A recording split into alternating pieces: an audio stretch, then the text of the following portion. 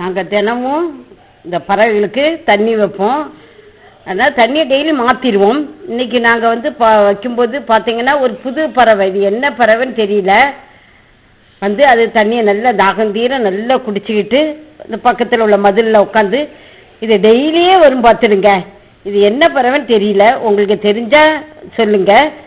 மல்லிகைப்பூ மாதிரி இட்லி, அதே சமயத்தில் நல்ல வெள்ளை வெள்ளைன்னு இருக்கக்கூடிய இட்லி. அதுக்கு எப்படி நான் அரிசி போட்டிருக்கேன் அதை நான் உங்களுக்கு காட்டுறேன் என்னென்னட்டு. இப்போ 4 கப்பு அரிசி நனைய வச்சுருக்கேன். நான் வந்து இட்லி அரிசி இல்லை, சாதாரண புழுங்கல் அரிசி தான் போட்டிருக்கேன். அதே 1 கப்பு உளுந்து,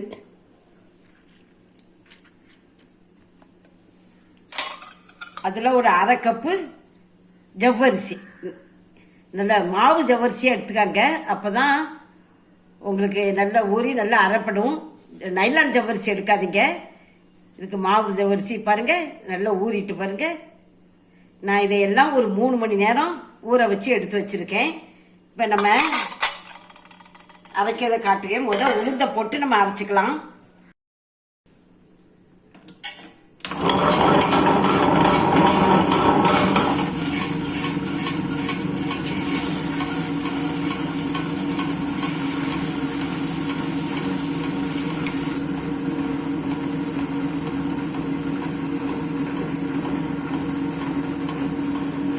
கொஞ்சம் தண்ணி விட்டுக்கலாம், கொஞ்சம் கொஞ்சமாக தண்ணி விட்டு அரைங்க.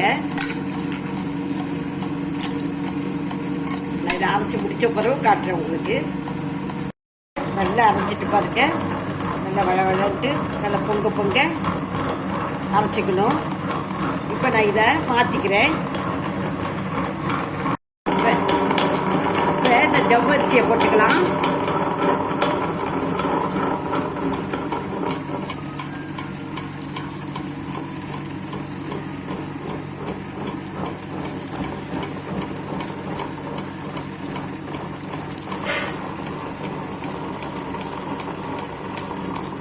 நம்ம இதுலேயே இப்போ அரிசியும் போடுறேன்.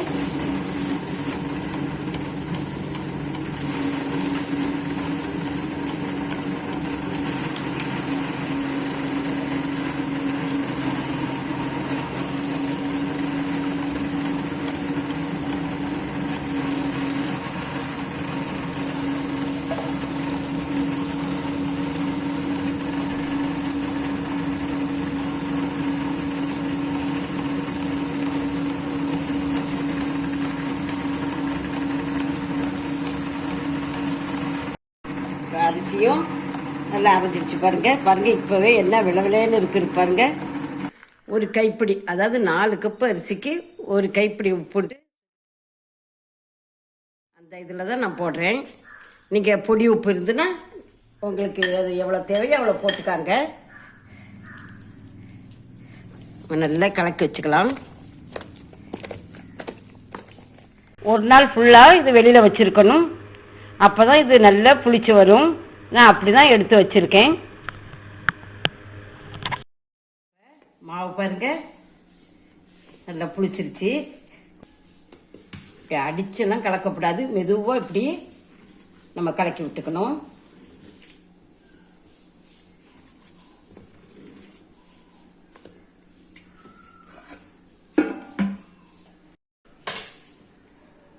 இப்போ தண்ணி கொதிக்க ஆரம்பிச்சிருச்சு.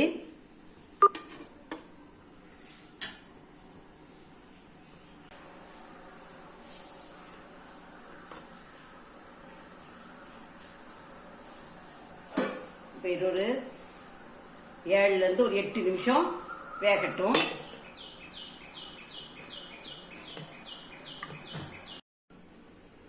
நல்லா ஆவி வர ஆரம்பிச்சிருச்சு, பார்ப்போம்.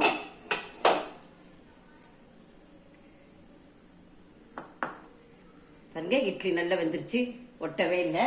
இப்போ நம்ம இதை எடுத்துடலாம்.